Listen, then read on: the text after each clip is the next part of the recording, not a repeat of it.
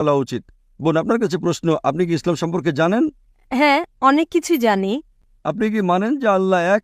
জি, বিশ্বাস আপনি করি। আমি গালফ দেশগুলোতে কাজ করে আসছি। তখন আমার খুব ভালো লাগতো যে রমজানের দিনগুলোতে সবাই রোজা রাখতো। তারা রোজা রাখতো, আহ, ক্ষমা এবং মহানুভবতা প্রদর্শন করতো ওরা। কিন্তু রমজানের পর যখন রোজা শেষ হতো, ঈদ চলে যাওয়ার পর তারা আবার সেই কাজগুলোই করতো যেগুলো তারা রমজানের আগে করত। আসসালামু আলাইকুম।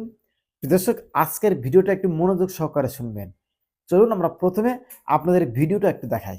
আমি মাটিল্ডা দায়াস, গোয়া থেকে এসেছি। এখন এখানে মুম্বাইয়ে কাজ করছি। গত কিছুদিন ধরে আমি গালফ দেশগুলোতে কাজ করে আসছি। তখন আমার খুব ভালো লাগতো যে রমজানের দিনগুলোতে সবাই রোজা রাখতো। তখন ওখানে যে আরবরা ছিল তারা রোজা রাখতো, আহ, ক্ষমা এবং মহানুভবতা প্রদর্শন করতো ওরা। এছাড়াও অনেক ভালো ভালো কাজও করত। কিন্তু রমজানের পর যখন রোজা শেষ হতো, ঈদ চলে যাওয়ার পর তারা আবার সেই কাজগুলোই করত যেগুলো তারা রমজানের আগে করত। বোন, আপনি প্রশ্ন করলেন, অনেক বছর গালফ দেশগুলোতে থেকেছেন, তখন রমজানের সময় খুব ভালো লাগতো। তখন দেখতেন মুসলিমরা অনেক দয়ালু, মেহেরবান, তারা ভালো কাজ করত, দান খয়রাত করত, মিলেমিশে থাকতো।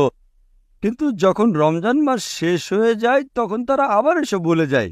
এটা ঠিক না। কিন্তু মনে করেন যে ইসলাম সুন্দর ধর্ম।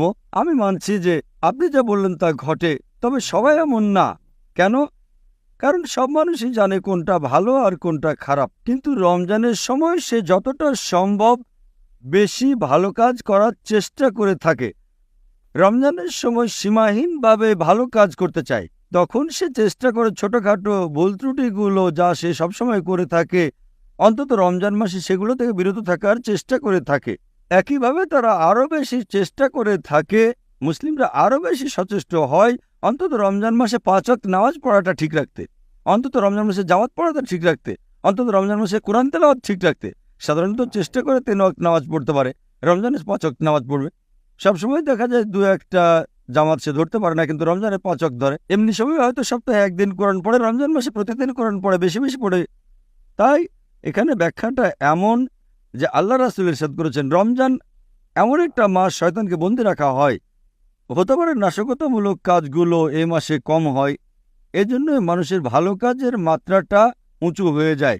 কিন্তু তার মানে এই নয় যে রমজান মাসের পর আপনারা আবার ওইসব অসৎ কাজ, ছোটখাটো ভুলভ্রান্তিগুলো করতে থাকবেন। এজন্যই আল্লাহ তাআলা বলেছেন সূরা বাকারা সূরা নম্বর 2 আয়াত নম্বর 183-তে, রোজা তোমাদের উপর ফরজ করা হয়েছে ঠিক সেইভাবে যেভাবে পূর্ববর্তীদের উপর ফরজ করা হয়েছিল, যেন তোমরা তাকওয়া অর্জন করতে পারো।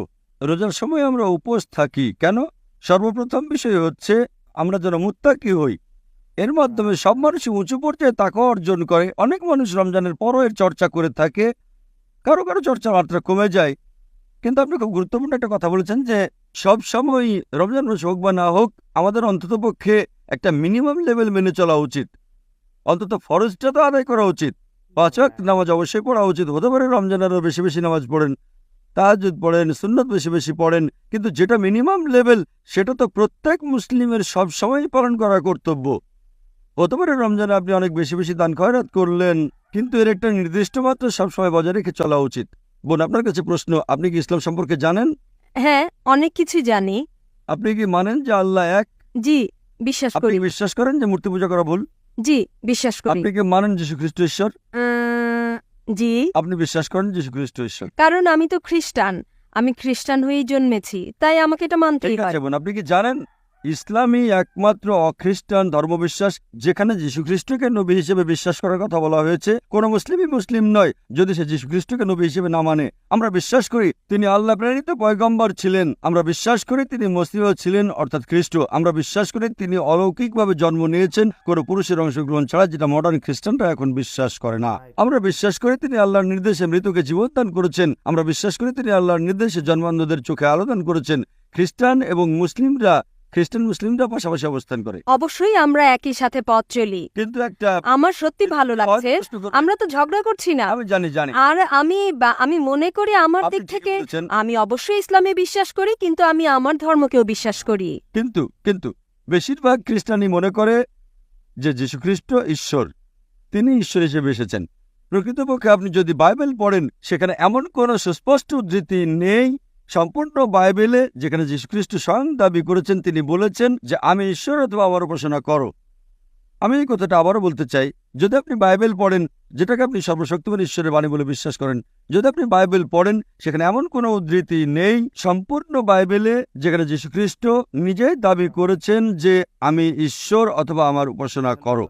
এমনকি যদি পড়েন গসপেল অফ জন অধ্যায় নম্বর 14 অনুচ্ছেদ 28, যীশুখ্রিস্ট নিজের মুখে বলেন আমার পিতা আমার চেয়ে মহান। গসপেল অফ জন অধ্যায় 10 অনুচ্ছেদ 20, আমার পিতা সবার চেয়ে মহান। গসপেল অফ ম্যাথিউ অধ্যায় 12 অনুচ্ছেদ 28 বলেছেন আমি শয়তানকে বিতাড়িত করি আল্লাহর নির্দেশে। গসপেল অফ লুক অধ্যায় 11 অনুচ্ছেদ 20, আমি আল্লাহর আঙুলের সাহায্যে শয়তানকে তাড়িয়ে দিই। নিশ্চয়ই আপনি ঠিকই বলছেন, আমি বলিনি তো যে আপনি ভুল বলছেন, আপনি ঠিকই বলছেন স্যার। গসপেল অফ জনের 5 নম্বর অধ্যায় 30 নম্বর অনুচ্ছেদে যিশু নিজে বলেছেন আমি নিজের থেকে কিছুই করতে পারি না, আমি যা শুনি তাই বলি আর আমার বিচার সঠিক হয়। আমি আমার ইচ্ছায় চলি না বরং পিতার ইচ্ছায় চলি। আর যে বলে আমি নিজের ইচ্ছায় চলি না বরং সর্বশক্তিমান আল্লাহর ইচ্ছায় চলি, সে একজন মুসলিম। তাহলে বাইবেল অনুযায়ী যীশু খ্রিস্ট নিজেই দাবি করেছেন যে তিনি মুসলিম। মুসলিম মানে যে নিজের ইচ্ছাকে আল্লাহ তাআলার কাছে সমর্পণ করে। যীশু খ্রিস্ট কখনোই দাবি করেননি যে তিনি ঈশ্বর ছিলেন, তিনি কখনোই বলেননি যে আমি খোদা। বোন, আপনি কি নবী মোহাম্মদ সাল্লাল্লাহু আলাইহি ওয়াসাল্লামকে আল্লাহর নবী মানেন? হ্যাঁ, আমি বিশ্বাস করি মুহাম্মদ সাল্লাল্লাহু আলাইহি ওয়াসাল্লাম খোদার প্রেরিত আপনি বার্তাবাহক। কি যীশু খ্রিস্টকে আল্লাহর রাসূল মানেন? বলার কিছু নেই। তাকে খোদা মানেন নাকি খোদার বার্তাবাহক মানেন? না, আমি জানি না। বোন, আপনার কাছে আমার অনুরোধ, আপনি আমার ভিডিও ক্যাসেটটা দেখবেন, ইসলাম ও খ্রিস্টান ধর্মের সাদৃশ্য। তাহলে বাইবেল সম্পর্কে অনেক কিছু জানতে পারবেন, কোরআন সম্পর্কেও জানবেন। আর আমি আল্লাহর কাছে দোয়া করব তিনি যেন আপনাকে পথ দেখান এবং হেদায়েত করেন। আপনি ইসলাম সম্পর্কে অনেক কিছু জানেন, আমি অনুরোধ করব আপনি খ্রিস্টান ধর্ম সম্পর্কে একটু ভাবেন। আশা করি আপনি সত্যটা জানবেন এবং সেদিন সর্বশক্তিমান আল্লাহকে ধন্যবাদ দিবেন সঠিক পথ দেখানোর জন্য। বোন, আপনাকে